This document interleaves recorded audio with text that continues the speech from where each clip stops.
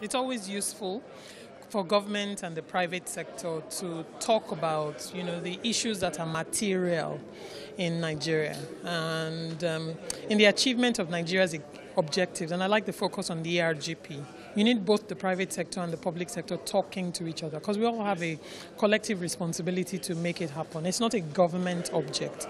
And organizations like RMB who have a commercial, perspective on such events, it's great that they're interested enough to arrange a dialogue series of this sort.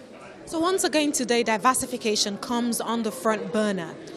When you look at the government policies, the ERGP, and then you look at facts of the matter, it does look like everything, the revenue is still tied back in one way or another to oil.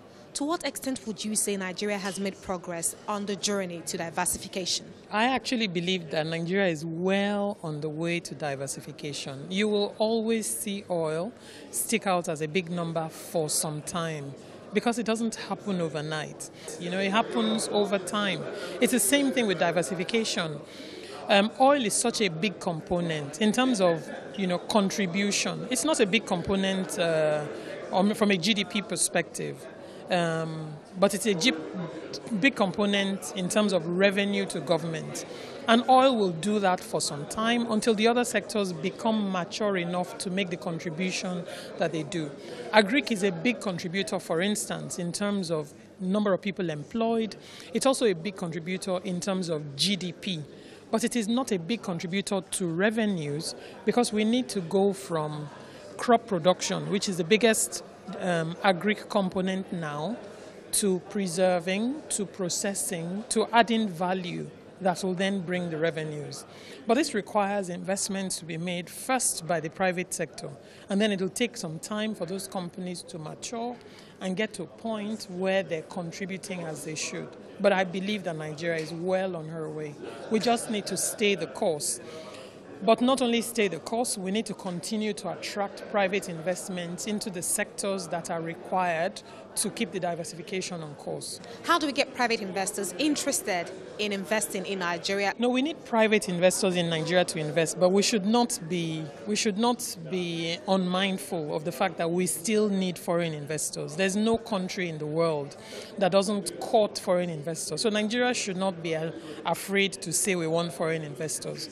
But because Nigeria has a large, active private sector, Nigeria should court domestic investors as we court foreign investors. But we certainly want both, not one or the other. You made an interesting point about the country looking at the nature of agreements signed earlier on, and you spoke about the review of bilateral agreements. You spoke about 21 out of 29. I'd like you to shed more light on how that's worked and what you found out so far. So the work that we've done is not completed yet, and the comments I made refer only to our initial findings. But Nigeria has 29 bilateral agreements that Nigeria has signed, and at NIPC we've reviewed 21 of them. The object of the review was to give us a sense of the quality, if you like, of the agreements.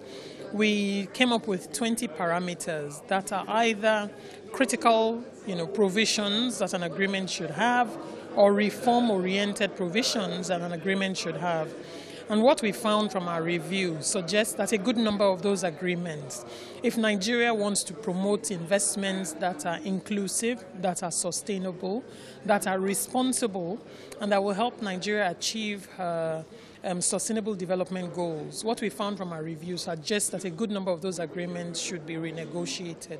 But that work is not done yet, and when the work is done, we will share it as we should, with Nigerians more broadly. So for you, the strategy is to focus on attracting both local and foreign investors. Now, in line with this, let's talk about the role, as you spoke about on the panel, of private capital and price mechanism in resource allocation, even as you continue to promote interest in investments in Nigeria. The private sector, the achievement of the ERGP itself is dependent on the private sector's not participation, but active participation. I will almost even say proactive participation. Government has done its own work of articulating the sectors that it believes will help Nigeria achieve her objectives. But those sectors require the private sector to invest.